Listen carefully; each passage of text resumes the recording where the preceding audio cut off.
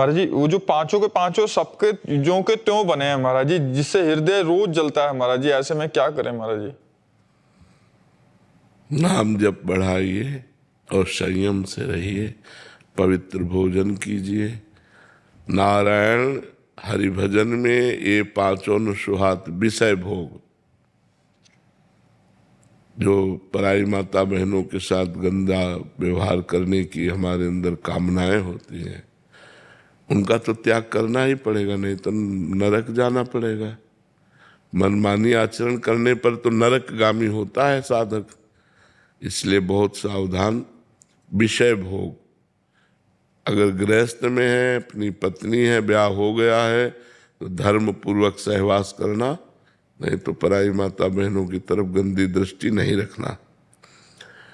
निद्रा 6 घंटा काफी है, 6 घंटा से ज्यादा नहीं सोना चाहिए। फिर समय बर्बाद करना है। शरीर को 6 घंटा नींद अत्यंत आवश्यक है। हंसी मजाक करना, हंसी मजाक करना, ये संसारिक पुरुषों के कार्य हैं, साधक के कार्य नहीं। साधक भगवान में निरंतर चित्त लगाता है। किसी का उपहास करना या हंसी मस्करी करना, ये साधक का कार्य नहीं है। जगत प्रीति, संसारिक लोगों के बीच में बैठ करके उनसे बातचीत करना, उनसे जगत प्रीति बहुबात, ये हमारा नाम छूटता है। जो लोग नाम प्रेमी नहीं हैं, भगवत मार्ग के पथिक नहीं हैं, उनके बीच में बैठने से हमारे अंदर गंदी बातें आएंगी, संसारिक प्रपंच की बातें आएंगी। जाके प्रिय न राम वैदेही तजिए ताहि कोटि बैरिशम यद्यपि परम सनेही। जिसको भगवान प्रिय नहीं है, चाहे वो रिश्तेदार हो, चाहे नातेदार हो, चाहे गांव का हो, चाहे परिवार का हो, हमें ज़्यादा उससे लगाव नहीं रखना चाहिए कि उसके लगाव रखने से उसके परमाणु हमारे अंदर आकर हमारी सद्भावनाओं को दबा देंगे और वो विचार जो उसके अंदर चल रहे हैं वही हमारे अंदर आएंगे। अभी हम इतने परमार्थ के महारथी तो हुए नहीं कि अपने परमाणुओं से उसके विचारों को दबाकर हम अपनी भक्ति उसके अंदर प्रकाशित कर सकें। तो हमको चाहिए कि ऐसे लोगों के बीच में बैठना, ऐसे समाज में जाना, नौटंकी नाटक देखना, सिनेमा और ये जो मोबाइल में और भी बातें हैं संसारिकता की, वो सब नहीं करना चाहिए। अगर ये करोगे तो भजन में प्रीति नहीं होगी। भजन में प्रीति नहीं हुई तो फायदा क्या हुआ? इसलिए नाम जप करो और धीरे धीरे इनसे बचने की कोशिश करो। गंदा आहार नहीं, गंदे आचरण नहीं, गंदा विचार नहीं, तब भगवान का नाम जप जो है धीरे धीरे पापों को भस्म करके फिर आनंद प्रदान करता है। जब भगवान में आनंद मिलने लगता है तो फिर मन विषयों में जाता ही नहीं। एक बार भगवत आनंद मन को हमें देना है। अगर मन एक बार भगवत आनंद ले लिया तो इन विषयों की तरफ देखेगा ही नहीं। हमारी जो आसक्ति है वो शरीरों में, भोगों में फंस गई है, वही हटकर भगवान में लग जाए, संतों में लग जाए तो हमारा कल्याण हो जाए। तो इसलिए कोशिश करो, प्रयास करो कि हम 5 बातों को धारण कर पावें और खूब नाम जप बढ़ाओ तो अपने आप ये 5 बातें आ जाएंगी। नाम जब छूटे ना इसलिए बात नहीं अच्छी लगेगी। ये भगवत चरणारविंद से संबंध नहीं रखता तो उससे अपना मन ही नहीं लगेगा। नींद वैसे नहीं आएगी जब खूब जप करोगे, भजन करोगे। भोजन उचित सात्विक अच्छा लगेगा और इतना चिंतन फालतू है ही नहीं कि हम किसी की तरफ गंदी बात सोचे। तो जब भजन में लगोगे तब ये आप 5 बातों को धारण कर पाओगे। अगर भजन नहीं है तब तो इन्हीं में भ्रमण होगा। तो इसलिए नाम जप करो और अच्छे संयमी बनो। ऐसा नहीं कि आप नहीं कर सकते, आप में सामर्थ्य है। देखो, जब हाथ से हम बुरा कर सकते हैं तो हम अच्छा भी तो कर सकते हैं। वाणी से हम बुरा बोल सकते हैं तो हम अच्छा भी तो बोल सकते हैं। यदि हमसे पाप आचरण हो रहे हैं तो हम में सामर्थ्य है, वही सामर्थ्य से हम अच्छे आचरण, पुण्य आचरण करेंगे, भगवत आचरण करेंगे। हम इतने डाउन क्यों हो रहे हैं? हम इतने उदास क्यों हो रहे हैं? हम इतने हार क्यों अपने को मान रहे हैं? हम भगवान के अंश हैं, भगवान हमारे स्वामी हैं। हम थोड़ा संयमी बने, आप जितना कसते जाओगे अपने आप को, उतने ही आप जितना ढीलते जाओगे उतने ही गिरते जाओगे। जितना कसते जाओगे उतने महान बनते जाओगे, और जितना ढीलते जाओगे उतने नीच बनते चले जाओगे। फिर आपका उत्साह भजन का नहीं रह जाएगा। इसलिए आप कसिए अपने आप को। कमल जी यूएसए से। राधा गुरु। राधे राधे महाराज जी। महाराज जी, मैं करीब 1 साल से आपसे जुड़ा हूं और अपनी साधना में प्रयासरत हूं। महाराज जी, शराब पीना, मांस खाना भी छूट गया है। मुझे लगता है कि मेरी साधना उतनी प्रबल नहीं है, तो श्री जी के चरणों के प्रीति के लिए अहेतु की कृपा की इच्छा करना महाराज जी गलत है कि आप अहेतु की कृपा कर दो मेरी? तो नहीं, आप इच्छा करेंगे ना तो वही वस्तु प्राप्त हो जाएगी। हमें इच्छा करनी चाहिए। देखो, सही पूछो, हम गलत नहीं है। हमारे जो इंद्रियां हैं, मन, ये गलत हो गए। हम इंद्रिय मन तो है नहीं, पहली बात समझो। हम इंद्रिय और मन तो नहीं है, लेकिन हम इंद्रिय और मन का साथ देकर गलत बन गए हैं। अब हमें थोड़ा इनसे मित्रता कम करनी पड़ेगी। अब हमको इनसे वैर करना पड़ेगा कि अगर ये गलत, जैसे आपने सुधारा, मांस खाना सुधारा, आपने मदिरा पीना छोड़ा, तो आप और भी गंदे आचरण छोड़ सकते हो जो आपको अपने दिखाई दे, क्योंकि आप में सामर्थ्य है। धीरे धीरे धीरे धीरे मन को अच्छे मार्ग में ले आओ, और ये लालसा करो कि इसी जन्म में मुझे श्री जी मिल जाए। ये लालसा करो कि इसी जन्म में मुझे भगवत प्राप्ति हो जाए, क्योंकि हम लालसा करने के अधिकारी हैं। कैसे? जैसे बहुत नीच है, बहुत पतित है, बहुत गिरे हुए हैं, लेकिन वो तो बड़े कृपालु है ना। उनकी पतित पावनता पर, उनकी कृपालुता पर विश्वास करके हम दावा करते हैं कि हमें इसी जन्म में भगवत प्राप्ति हो जाएगी। अपनी पवित्रता का दावा नहीं कर सकते, अपनी तपस्या का, अपनी साधना का दावा नहीं कर सकते, लेकिन वो पतित पावन है और मैं पतित हूं। वो दीन बंधु है, मैं दीन हूं। वो अशरण शरण में, उनकी शरण में हूं।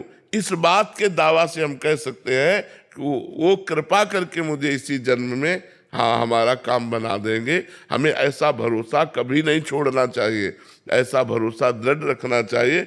आप निश्चित समझो, भरोसे पे ही गाड़ी चल रही है। साधना तो जो हो रही सो हो रही, लेकिन गाड़ी भरोसे पे ही चल रही। भरोसो दृढ़ इन चरणन केरो, भरोसो दृढ़ इन चरणन केरो। बस दृढ़ भरोसा। मैं किसी योग्य नहीं हूं, मैं अपनी योग्यता का दावा नहीं करता, लेकिन आपके स्वभाव, आपकी कृपा, आपकी करुणा, ये देख करके मैं दावा करता हूं कि मेरा काम हो जाएगा, क्योंकि मेरे स्वामी बड़े कृपालु हैं, बड़े पतित पावन हैं, बड़े दीन बंधु हैं। तो आप ये संकोच मत कीजिए कि अविरल भक्ति मांगने का हमारा अधिकार है कि नहीं। नहीं, हमारा जन्म सिद्ध अधिकार है, क्योंकि मैं भगवान का हूँ। भूल से संसार का हो गया, अब अपनी भूल मिटाने के लिए मुझे मनुष्य जन्म मिला और सत्संग मिला। तो हम अपनी भूल मिटाते हैं, जितनी हमारी गलतियां हैं हम धीरे धीरे उनको ठीक करते हैं और भगवान की तरफ आगे बढ़ते हैं। राखी जी। राधे राधे राधे राधे महाराज जी। महाराज जी, मुझे भगवान की पोशाकें अपने हाथों से बनाकर उन्हें उपहार स्वरूप देने में बहुत आनंद आता है, और इसी कारण मुझे सेवा और पूजा करने का समय कम मिलता है। बहुत सुंदर, बहुत सुंदर। इससे बढ़कर सेवा नहीं, आप करती रहिए। जरूरी एक बात और ध्यान रख लीजिए, अगर आप नाम जप करने लगे, नाम जप करते हुए पोशाक बनाना और फिर ठाकुरों को अर्पित करना, ये बहुत बढ़िया बात है। इसी से मंगल हो जाएगा। सुदामा, इसमें प्रसंग आता है, जब भगवान श्री कृष्ण आए तो धोबी से कपड़े, सुदामा से माला, दर्जी से सिलवाना और एक चंदन लगाना, सबको भगवान ने मोक्ष प्रदान किया। एक एक सेवा के बदले भगवान ने तो मोक्ष उसको भी प्रदान कर दिया जो जहर लगा के स्तनों में दूध पिलाने आई थी पूतना। जब हम भाव से भगवान को पोशाक बनाते तो हमारा कल्याण क्यों नहीं हो जाएगा? हम भाव से भगवान को भोग लगाते तो हमारा कल्याण क्यों नहीं हो जाएगा? जरूर कीजिए, जरूर कीजिए, बड़ा मंगल में है। दिनेश जी पंढरपुर से। राधे राधे महाराज जी। महाराज जी, जिसमें कोई द्वैत नहीं, उस अद्वैत में प्रेम का अनुभव किसे होता है? प्रेम अनुभव करता कौन है? आप भगवान को जैसा मानेंगे वैसा ही अनुभव होगा। अगर आप भगवान को अद्वैत मानते हैं तो ब्रह्म ज्ञान में फिर प्रेम का शब्द कैसा? आप अगर अद्वैत मानते हैं तो ब्रह्म ज्ञान का मार्ग है, तो ब्रह्म ज्ञान में वही अद्वैत तत्व मैं हूं, हम ब्रह्मास्मि, किसका? प्रेमात्म प्रेम। और जब हम द्वैत मानकर भगवान की उपासना करते हैं तो भगवान में मैं का लय हो जाने पर एकमात्र भगवान रहते हैं, ऐसा प्रेम होता है। तो प्रेम और ज्ञान दोनों अलग अलग मार्ग, एक कैसे मिला सकते हो? प्रेम भक्ति का मार्ग है और अद्वैत ज्ञान का मार्ग है, तो दोनों को एक में कैसे मिला सकते हो? दोनों का अलग अलग मार्ग है। अद्वैत ज्ञान में आत्म प्रेम होता है और भक्ति मार्ग में भगवत प्रेम होता है। आत्म प्रेम के बिना ब्रह्मबोध नहीं होता और प्रेम के बिना भगवत प्राप्ति नहीं होती। समझ में आया? वो अद्वैत ब्रह्म ज्ञान का मार्ग है, ये भक्ति का मार्ग है। दोनों के एक थोड़ी मिला सकते हैं। एक सोहम है, एक दासोहम है, बड़ा अंतर है। पवन जी दिल्ली से। राधे राधे महाराज जी। महाराज जी, मैं कौन हूं? इसका पता लगाने के लिए तो साधना की जाती है। इसका पता लगाने के लिए ही तो इंद्रियों पर विजय प्राप्त की जाती है, मन पर विजय प्राप्त की जाती है, देह का भाव त्याग दिया जाता है, तब जाकर पता चलता है कि मैं वही हूं। तत्त्वमसि, वेद कहता तत्व माने वह, त्वम माने तुम, असि माने है, तू वही है। भूल गया अपने आप को देह भाव में आकर के, नहीं तू वही है, तू परमात्मा स्वरूप ही है। अपने स्वरूप को भूल करके तो माया में, विविधता में फंस गया, अनेकता में फंस गया, भोगों में फंस गया। इसी के लिए तो हम लोक परलोक के भोगों से वैराग्य, सत असत का विवेक, इंद्रियों का दमन, मन का दमन, हर कष्ट को सहना और चित्त का भगवान में स्थित रहना, और मैं मुक्त होना चाहता हूँ, मुमुक्षुता, इन साधनों के द्वारा अपने स्वरूप को जानते हैं। मैं कौन हूँ? वैसे भगवान ने कहा ममैवांशो, तो मेरा अंश है। लेकिन जब तुम मैं को जान लोगे तो ब्रह्मविद ब्रह्मैव भवति, जो ब्रह्म को जान लेता है वो ब्रह्म स्वरूप हो जाता है। हमारा स्वरूप भी ब्रह्म स्वरूप ही है, भगवत स्वरूप है, किंचन मात्र अलग नहीं है। समझ पा रहे हैं आप? जब साधना करोगे तब समझ में आएगा। इसीलिए खूब नाम जप करो, इंद्रियों को गलत आचरणों से, मन को गलत आचरणों से हटाओ और श्री भगवान में लगाने की कोशिश करो। तो सोई जाने जे देहु जनाई, वही जान जाता है जिसे भगवान जना देते हैं। और जो जान जाता है तो जानत तुम्हें हो जाए, वो भगवान को जानकर भगवत स्वरूप हो जाता है। अविनाश कुमार जी। राधे राधे महाराज जी। महाराज जी, भगवान का प्रेम और स्वरूप, इन दोनों में क्या अंतर है? एक ही है, भगवान प्रेम स्वरूप ही है। भगवान प्रेम स्वरूप है। जो जाकी रही भावना जैसी, प्रभु मूरत देखी तिन तैसी। अगर हम भगवान को ज्ञान स्वरूप मानते हैं तो भगवान ज्ञान स्वरूप है। भगवान को वैराग्य स्वरूप मानते हैं, भगवान वैराग्य स्वरूप है। भगवान को ऐश्वर्य रूप मानते हैं तो भगवान ऐश्वर्य रूप है। भगवान को प्रेम रूप मानते हैं तो प्रेम के खिलौना दो, खेलत है प्रेम खेल। दोनों प्रेम के स्वरूप हैं, प्रिया और प्रीतम। तो हम जैसी भगवान पर भावना करते हैं वैसा ही भगवान हमको अनुभव में आते हैं। भगवान का स्वरूप कैसा? जैसा आपने सोचा वैसा। जैसे अभी सोच रहे स्त्री पुरुष नानात्व, तो वही भगवान स्त्री पुरुष और नानात्व के रूप में दिखाई दे रहे हैं। आप सोचने लगे भगवान एक, तो सब इन रूपों को गायब करके एक तत्व का अनुभव करा देगा जब आपकी साधना परिपक्व होगी। आप सोचिए भगवान प्रेम स्वरूप है तो आपको प्रेम में भगवान के दर्शन होंगे, ऐश्वर्य में तो वैकुंठनाथ के दर्शन होंगे। भगवान को जैसा हम सोचेंगे वैसा भगवान हमें अनुभव करा देंगे। भगवान कैसे? जैसे तुम सोचो वैसे। जाकी रही भावना जैसी, प्रभु मूरत देखे तिन तैसे। हेमंत जी बाड़मेर से। राधे राधे जी। राधे राधे महाराज जी। महाराज जी, गुरु करने और मानने में कितना फर्क है? करने में कोई लाभ ज्यादा नहीं है, मानने में लाभ है।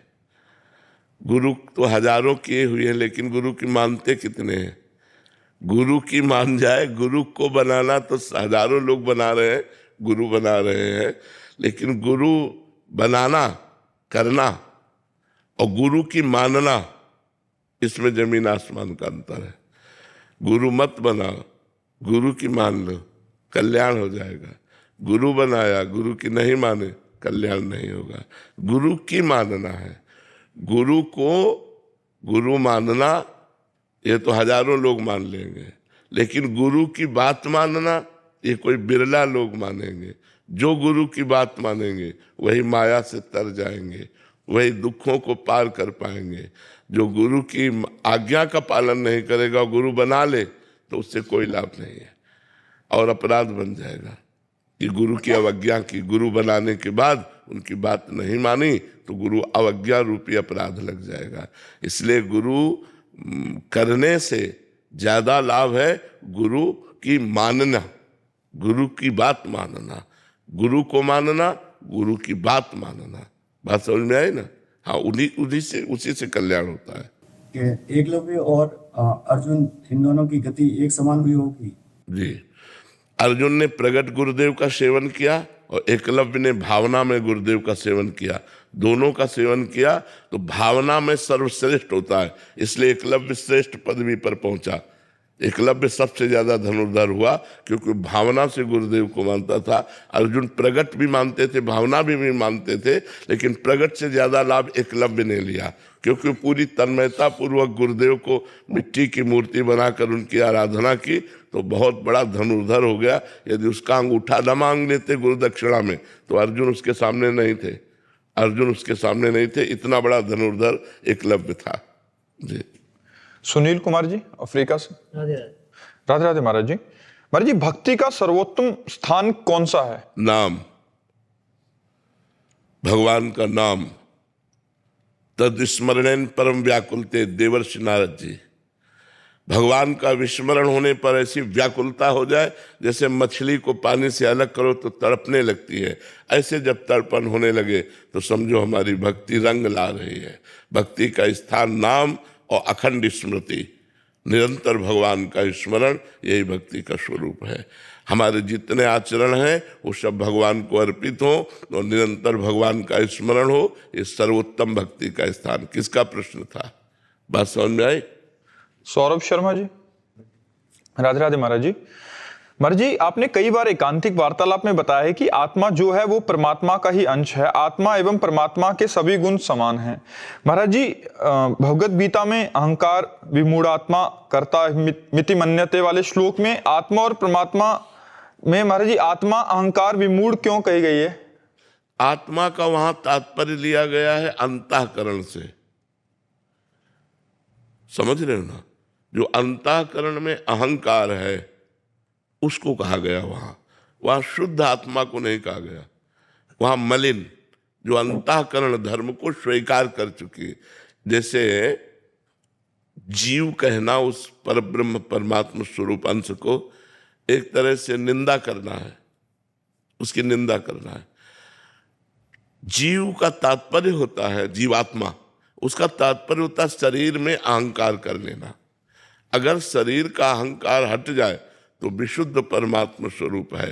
तो जो अंतःकरण में एक मैं है, मन, बुद्धि, चित्त और अहंकार, जो अंतःकरण का मैं धर्म है वो कर्ता और भोक्ता भाव को प्राप्त होता है और उसमें आत्मभाव लिप्त रहता है, मैंपन। वो लिप्त रहने के कारण उसे मलिन आत्मा कहा गया, अंतःकरण धर्म में लिप्त होने के कारण। यदि अंतःकरण धर्म का वो साक्षी हो जाए तो मुक्त है, वो लिप्त नहीं है। और मुक्त और लिप्त में इतना ही अंतर है, जो वो अंतःकरण को स्वीकार किए हुए है। तो देखो, मन मांगता है, इंद्रियां देखती हैं, सुनती हैं, चखती हैं, लेकिन मैं क्या कहता हूं? मैंने खाया, मैंने देखा, मैंने भोगा, मैंने किया। तो अहंकार विमूढ़ आत्मा, ये अहंकार विमूढ़ आत्मा अंतःकरण धर्म को लेकर। जैसे एक आदमी रिक्शा चला रहा है तो हम रिक्शा वाले नहीं बोलते ए रिक्शा, वो खड़ा हो जाएगा क्योंकि उसने रिक्शा से तदात्म कर लिया है, तो खड़ा हो जाएगा नहीं। कुछ दिन बाद उसने टैक्सी खरीदी, अब उसको बोले ए रिक्शा, वो नहीं खड़ा होगा। उसे कहो ए टैक्सी, वो खड़ा हो जाएगा। ना वो रिक्शा है ना वो टैक्सी है, लेकिन उसमें तदात्म होने के कारण वो अपने में आरोपित कर लेता है। ऐसे ही ना ये पंचभूत का शरीर, अंतःकरण, स्वभाव, ये आत्मा का नहीं है, लेकिन उसने स्वीकार कर लिया तो उसे जीवात्मा कहा गया, उसे विमूढ़ आत्मा कहा गया, उसे मूढ़ कहा गया, उसे पापी कहा गया, और वही बार बार जन्म मरण को प्राप्त हो रहा है। इसीलिए अंतःकरण का साक्षी भाव जब तक नहीं आता, जब तक अपने को कर्ता भोक्ता मांगता है, तो अवश्य में वो भोक्तव्यम कृतम कर्म शुभाशुभम, कृतम माने किए हुए शुभ अशुभ कर्म को अवश्य भोगना पड़ेगा। जब तक अहंकार है, कर्ता मिति मन्यते, मैंने किया तो अवश्य में भोक्तव्यम कृतम कर्म शुभाशुभम, फिर उसे शुभ अशुभ कर्मों को भोगने के लिए बार बार जन्म, बार बार मरण। ये यद्यपि वो अजन्मा है, निर्विकार है, पर जैसे रिक्शा वाला अलग होने पर भी रिक्शा में तदात्म होने पर एक रिक्शा कहने पर खड़ा हो जाता है, ऐसे ही इस शरीराभिमानी होने के कारण उस आत्मा को, निर्लेप आत्मा को, निर्विकार आत्मा को, अजन्मा आत्मा को बार बार पुनरपि जननम पुनरपि मरणम पुनरपि जननी जठरे शयनम, ये बार बार उसको होना पड़ता है, बार बार माँ के गर्भ में जाना पड़ता है। अगर ज्ञान के द्वारा इसी अहंकार को नष्ट कर दिया जाए, विलीन कर दिया जाए, तो शुद्ध जो मैं है वो ब्रह्म स्वरूप है। शुद्ध जो मैं है, अंतःकरण धर्म से रहित मैं, जो अंतःकरण में मैं है वो मलिन आत्मा है, जो अंतःकरण रहित मैं है वो शुद्ध ब्रह्म है। और ब्रह्म एको ब्रह्म द्वितीयो नास्ति, वो एक है और वही मैं एक चराचर जगत में फैला हुआ हूं, ऐसा अनुभव होता है। यस जी, महाराष्ट्र श्री हरिवंश महाराज जी। महाराज जी, गुरु आज्ञा में दृढ़ निष्ठा कैसे आए, कैसे मालूम पड़े कि इस समय मेरे लिए क्या गुरु आज्ञा है? जब हमारा लक्ष्य दृढ़ हो जाता है भगवत प्राप्ति, तब हम गुरु आज्ञा का पालन करते हैं। जैसे हमें जाना है बांके बिहारी जी, हमें पता नहीं है, तो जो गाइड हमें मिलेगा हमको उसके इशारे पे चलना होगा, इधर से इधर। हम वहाँ ये नहीं बोल सकते कि ये रास्ता हम नहीं जाएंगे, नहीं, वो जो रास्ता बता रहा है उसी रास्ते पे चलते हैं। ये कब दृढ़ हुआ? जब बिहारी जी के दर्शन की लालसा हुई। तो जब हमें भगवत प्राप्ति की लालसा या मुमुक्षुता सत्संग के द्वारा जागृत होती है, तब हम गुरु का वरण करते हैं। और जब गुरुदेव का वरण करते हैं और उनकी आज्ञा का पालन करने की उत्साह वृत्ति उसी में होगी जो भगवत प्राप्ति करना चाहता है। ऐसे हजारों लोग गुरु बनाते हैं, लेकिन गुरु की अवज्ञा कर देते हैं, उनकी आज्ञा का उल्लंघन कर देते हैं। वो जो नियम बताते हैं, जो साधन बताते हैं, जो मंत्र बताते हैं, उसमें रति न करके मनमानी आचरण करता रहता है जीव, क्योंकि उसको लक्ष्य नहीं बना। लक्ष्य क्यों नहीं बना? भोगैश्वर्य प्रसक्ता नाम तया प्रहत चेतसाम व्यवसायत्मिका बुद्धि समाधो न विधीयते। जिसकी भोग और ऐश्वर्य में वृत्तियां फंसी हुई हैं, चित्त जिसका अपहृत हो गया ऐश्वर्य में, भोग में, वो कभी भगवत प्राप्ति का लक्ष्य नहीं कर सकता, वो परमात्मा प्राप्ति का लक्ष्य नहीं कर सकता। तो जो साधक सत्संग के द्वारा असत आचरणों का त्याग करके सत आचरण पे चलता है और गुरुदेव की आज्ञा का पालन करता है, वो भगवत प्राप्ति करता है। इसलिए भगवत प्राप्ति लक्ष्य वाला साधक अपने गुरुदेव की प्रत्येक आज्ञा का पालन करता है। और जब गुरुदेव की आज्ञा का पालन करता है तो उसे भगवत तत्व का अनुभव होने लगता है। जैसे जैसे अनुभव होता है वैसे वैसे गुरु चरणों में वो न्यौछावर होता चला जाता है। जैसे जैसे भगवद आनंद की अनुभूति होती है वैसे वैसे लगता है बलिहारी गुरुदेव बलिहारी, अगर आप कृपा ना करते तो मैं इस आनंद को कभी प्राप्त ही नहीं कर पाता। इसलिए गुरु चरणों में तन मन प्राण से न्यौछावर हो जाता है। समझ पा रहे हैं आप? प्रभु, पर कभी कभी ऐसे भोग आते हैं कि वो लगता है कि ये तो कर्तव्य है इनको भोगना, तो मतलब कैसे मालूम पड़े कि ये भोग? तस्मा शास्त्रम प्रमाणम ते कार्या कार्यो व्यवस्थित हो।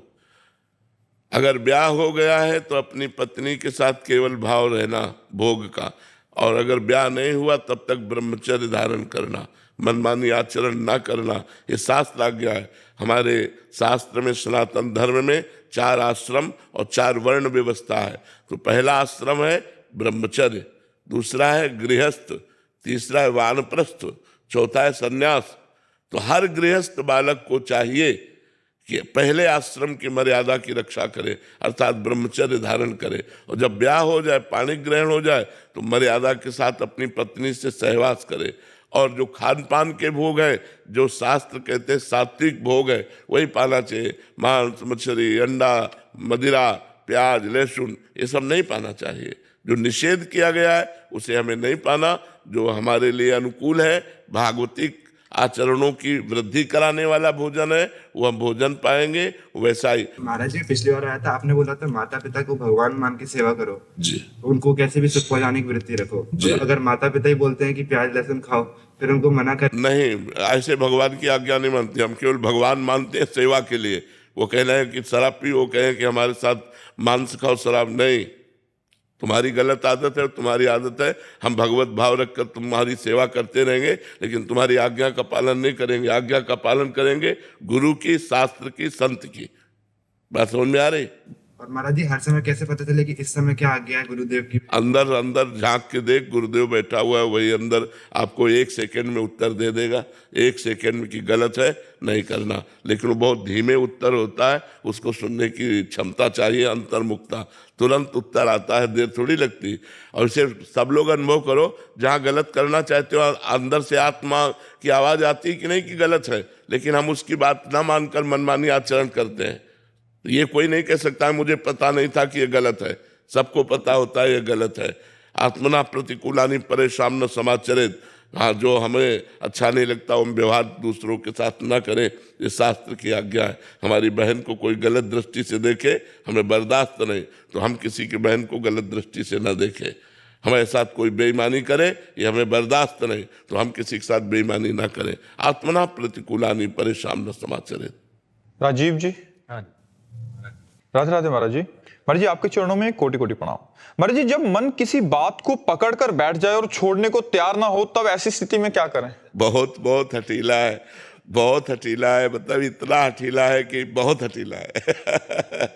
अगर वो पकड़ के बैठ गया तो बैठ गया। फिर वो मतलब अगर नाम जप नहीं है, भजन नहीं है, तो वो तुमको झुका के रौंद डालेगा। ऐसा है, बड़े बड़े ऋषि मुनियों को परास्त करने की सामर्थ्य रखता है ये मन। मन हठीला है, पकड़ लिया तो पकड़ लिया, बहुत इसकी पकड़ बहुत जोर की है। तो हम इसको भगवान नाम पकड़ाएं। इसकी जब हठीलेपन की आदत है तो इसका हम लाभ ले। अगर इसने हट करके विषय पकड़ लिया तो अब हट करके इसे हम राधा नाम पकड़ाते हैं और पकड़ लेगा। ये ऐसा समझो बलवान अंधा आदमी है, जैसे बहुत बलवान हो लेकिन अंधा हो। मन की आंखें बुद्धि है, वो बुद्धि की आंखों से चलता है। जैसा बुद्धि निर्णय करती है, वैसे बिना बुद्धि के निर्णय के मन एक कदम नहीं चलता है। मन पेश करता है बुद्धि के सामने कि ये बहुत सुगंधित वस्तु है, इसको सुगंध लिया जाए। अगर बुद्धि ने कह दिया हाँ, तो बस फिर आप नहीं रोक सकते, क्योंकि वो केवल बुद्धि की बात मानता है। बुद्धि में अगर विवेक आ गया तो मन को अधीन कर लिया जा सकता है। अगर बुद्धि केवल रही तो वो बुद्धि को अपने सपोर्ट में कर लेता है। मन सबके बुद्धि है, लेकिन सबको मन अधीन किए हुए है।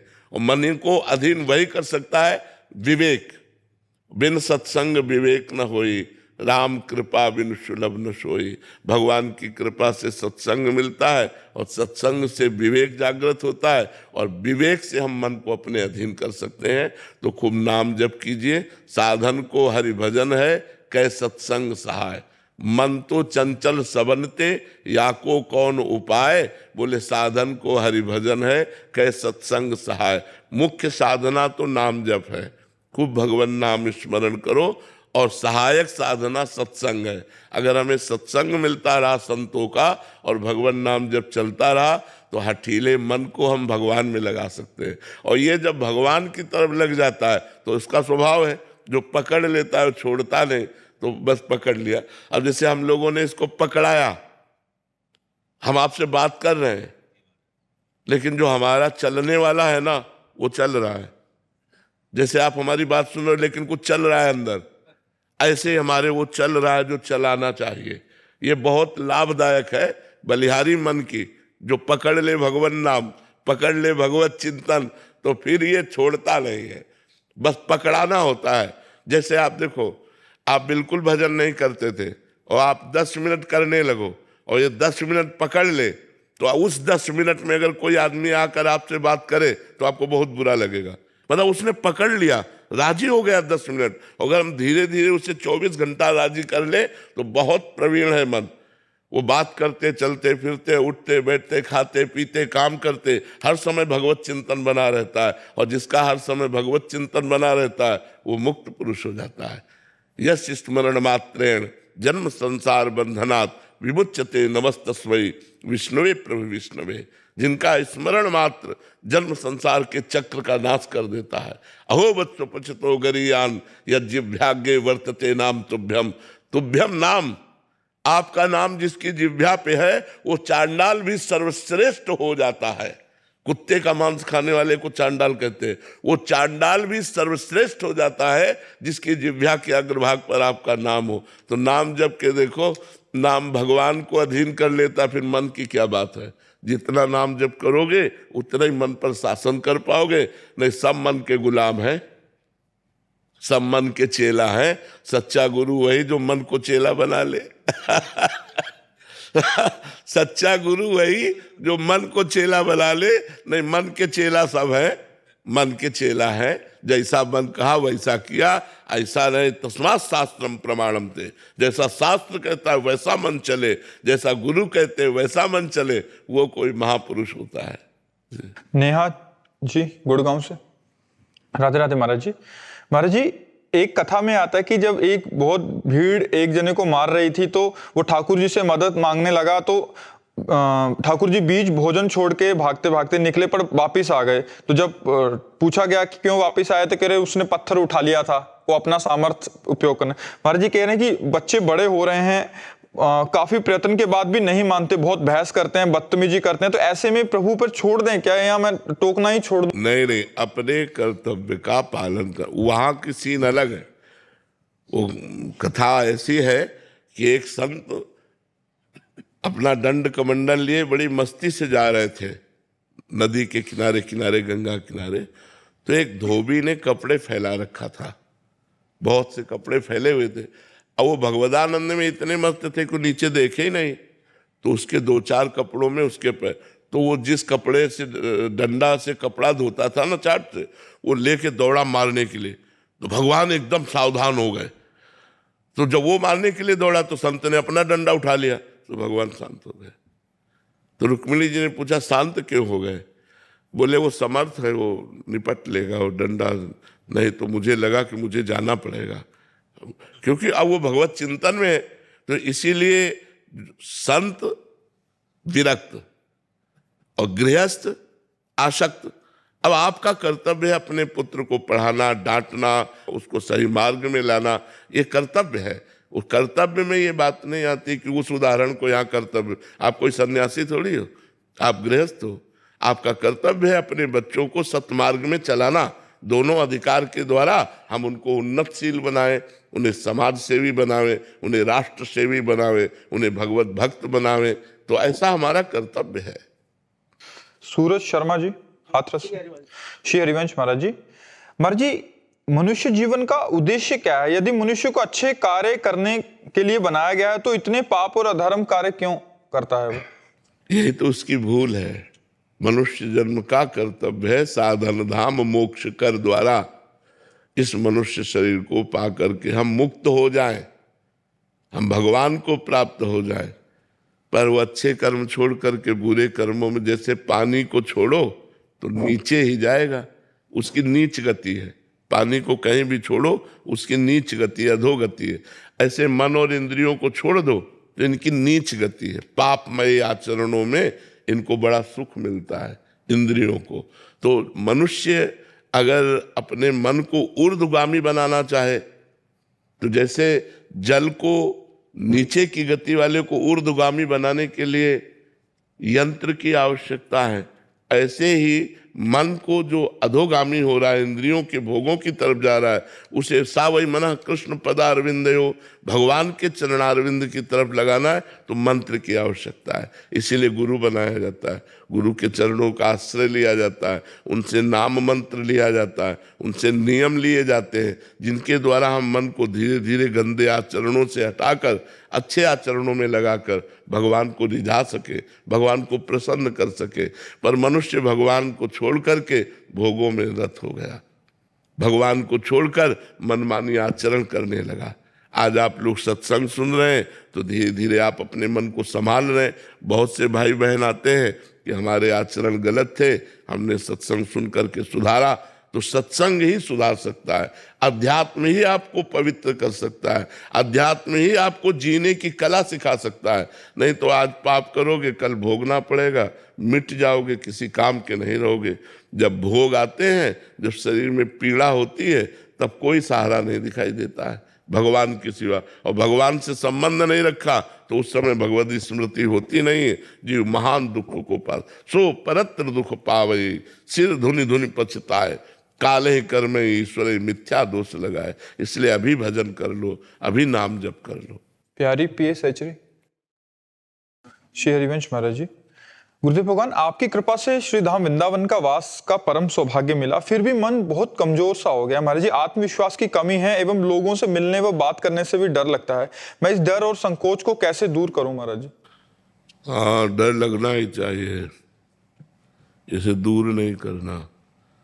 लोगों से डरना चाहिए, लोगों से बातचीत करने से साधक को या साधिका को हटना चाहिए। अब मन कमजोर क्यों हो गया है? क्योंकि उसे विषय नहीं मिल रहा, उसे प्रपंच नहीं मिल रहा। मन की खुराक है प्रपंच, तो इसे कमजोर नहीं करना, इसे तो मार डालना है। विषयी मन को तो मार डालना है। मन मार्या तन बस में कीना, हुआ भरम सब दूर। मन के दो विभाग, एक सत्य विभाग, एक असत्य विभाग। जो गंदी बातों वाला विभाग, उसे तुम्हें नष्ट कर देना है। तो वही कमजोर हो रहा है, वही निराश हो रहा है, वही उदास हो रहा है, उसकी हमें परवाह नहीं है। इसमें बेपरवाह बुद्धि से चलो, ज़्यादा मन को दुलार मत करो और ज़्यादा लोगों से मिलो जुलो मत। बहुत गलत समय चल रहा है। लोगों से मिलने जुलने का मतलब है अपने को भ्रष्ट कर देना। बिल्कुल दूरी बना के चलो, एकांतवास करो, खाओ पियो, भजन करो। नहीं मन लग रहा है, सो जाओ, प्रपंच मत करो किसी से। जब जागे तब प्रिया भजे ने सोए पाँव पसार, व्यास भरोसे कुंवर के सोवत पाँव पसार। जब जगे तो राधा राधा राधा राधा राधा, नहीं तो अपना सो गए। किसी से प्रपंच नहीं किया, किसी से मिले जुले नहीं, किसी से। उर्मिला जी कोलकाता से। राधे राधे। राधे राधे महाराज जी। महाराज जी, जीवन से जब हार गए तो आपका डर मिला महाराज जी। महाराज जी, मेरे मन में एक प्रश्न चलता है कि मेरा जन्म ही क्यों हुआ? जब तक कर्म परंपरा नष्ट नहीं होगी तब तक जन्म होता रहेगा। इसलिए भजन करो और भगवान से प्रार्थना करो कि तुम्हारी कर्म परंपरा को नष्ट कर दे। जब आचार्य गुरु की शरण में होकर को भजन किया जाता है तो भजन धीरे धीरे हमारे कर्मों को भस्म कर देता है, तभी हम मुक्त होते हैं। नहीं, जब तक एक भी कर्म रहेगा वो जन्म लेने के लिए विवश कर देगा। इसलिए जन्म मरण से मुक्त होने के लिए सब कर्मों को नष्ट करना है। संचित कर्म भगवान की शरणागति से नष्ट हो जाते हैं। क्रियमाण भगवान की शरण में इसलिए अच्छे होते हैं, और प्रारब्ध भगवान की शरण में रहकर हम उसे भोग लेते हैं, हमारे सारे कर्म खत्म हो जाते हैं। जो अच्छे कर्म भगवान को समर्पित है, जो प्रारब्ध भोग है वो हम भोग लेते हैं, और जो संचित कर्म है वो भस्म हो जाते हैं, जीव मुक्त हो जाता है। इसलिए नाम जप करो, खूब भजन करो और भगवान से प्रार्थना करो कि हमारा अगला जन्म ना हो। अगर हो तो आपकी भक्ति से युक्त हो, अच्छे आचरणों से युक्त हो, समाज सेवा करे, देश सेवा करे, सब में आपका भाव रखे, ऐसा मेरा जन्म हो। सोनिया जी। राधे राधे महाराज जी। गुरुदेव भगवान, हमें कैसे पता चलेगा कि हमारा भजन खर्च हो रहा है? भजन खर्च की तो पूछो मत। अगर ऐसे तुम भजन के स्वामी बनोगे तो सब खर्चा हो जाएगा। सरकारी बैंक में जमा कर दो, कुछ नहीं खर्चा होगा। भगवान को जमा कर दो, जो भजन करो कृष्णार्पणम वस्तु करो, भगवान को समर्पित कर दो। और ऐसे अगर तो कोई अगर इतना भी प्रणाम करता है तो तुम्हारा भजन लेता है, तुमसे बात करता है तो तुम्हारा भजन लेता है, तुम्हें वस्त्र भोजन सुख सुविधा जो भी देता है वो सब भजन लेता है।